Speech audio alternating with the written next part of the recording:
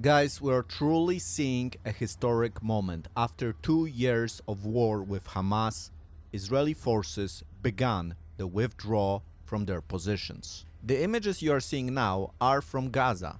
Those are images of Israeli troops moving out from their previous positions. In other words, Israel immediately began fulfilling their part of the deal, which was just announced in Egypt. Now, let me show you on the map what is actually happening so we have a better understanding what is going on. So when you see the forces moving out, it's not actually moving out from the entire Gaza Strip. This is showing you the control that Israel had before this deal. Now, according to this plan, Israel will withdraw from certain territories that they already controlled. And you can see, again, in the blue, you can see the territories that Israel will control. And the numbers you see at the bottom give you a good understanding as to how big Gaza actually is. Actually, how small it is. Look at the numbers. It's a very small territory. And because Israel left this territory, which you can see now colored in green, a land bridge was created between the different cities in the Gaza Strip. And because of this, we already see a huge movement of people.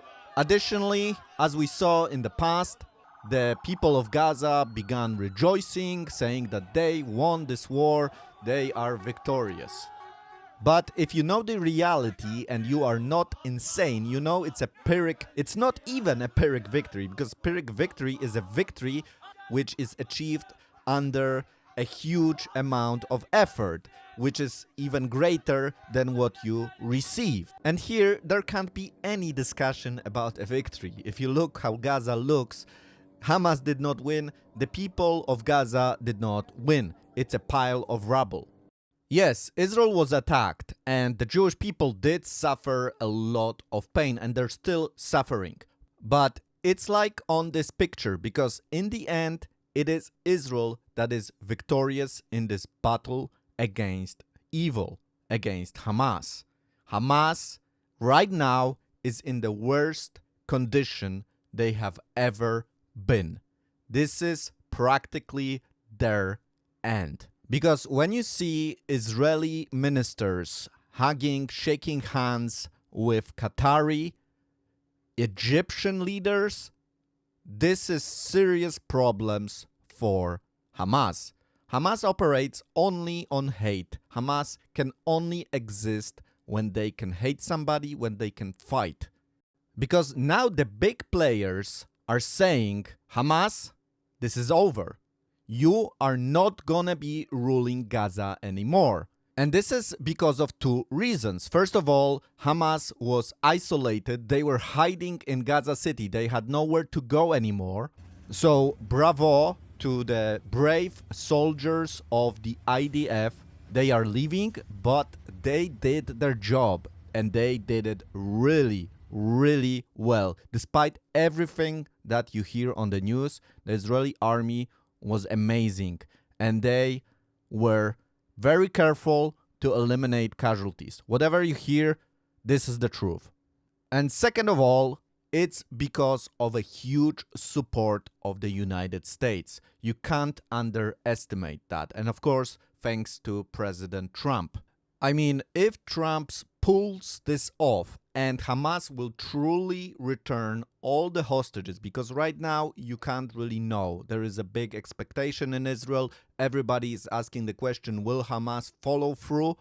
But if this will happen, then, I mean, this is an amazing achievement and really an answer to many, many prayers. So that's the miracle number one. So the release of the hostages that we await for. The second miracle that can happen is the cooperation of the big players in the Middle East. So just look at the countries that are involved in this deal. So you have Israel, Egypt, Qatar, and Turkey. Those countries were never friends and they are still not friends, just to be clear. But they are cooperating so far, and that in itself is a miracle. And one more thing, the country that is really unhappy that this is happening, that Israel, Egypt, Turkey, and Qatar are talking, is, of course, Iran. Because we can't forget that October 7 happened when Israel was supposed to sign additional peace deals with Arab countries. This is when this tragedy happened. But it didn't turn out good for Iran because in Lebanon, Nasrallah was eliminated, so the leader of Hezbollah, controlled by Iran. In Syria, you had a rebellion, which eventually led to the dismantling of the Assad regime, and then the control was taken in this big country by Sunni Muslims, so not friends of Iran.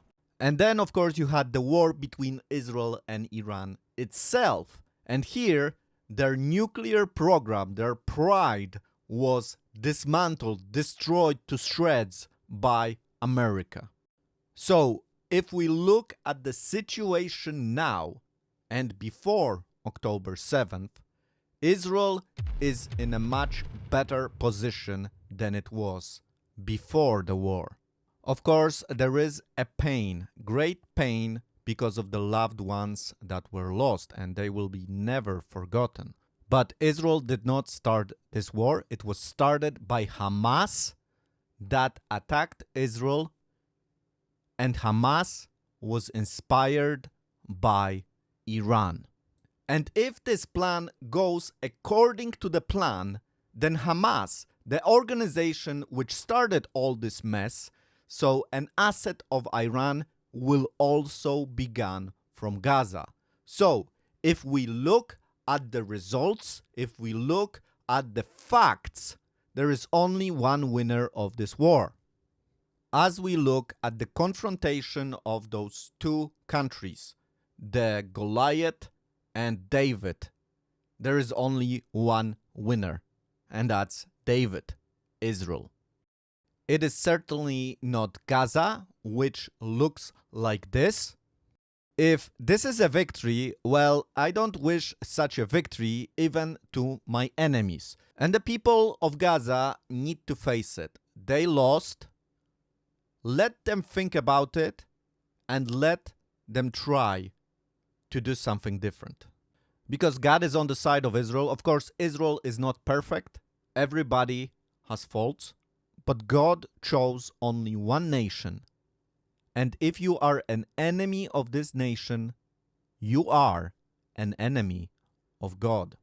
So guys, I wish you all the best. We now have a holiday, Sukkot. It's one of the holidays where God said that during this holiday you must rejoice. Under the circumstances that the Jewish people are today, it is difficult to rejoice. But perhaps they will be able to rejoice when all the hostages will be received. And at the end of Sukkot, there is another holiday, the holiday of Simchat Torah. This is when Hamas attacked, on that day. And on that day, this war can end. It's quite interesting, isn't it? Thank you so much for your attention. I hope this was helpful for you. If you would like to support the channel, the best way to do it is through Patreon or PayPal. You will find links to those in the description of this video. Have a good day. Shalom.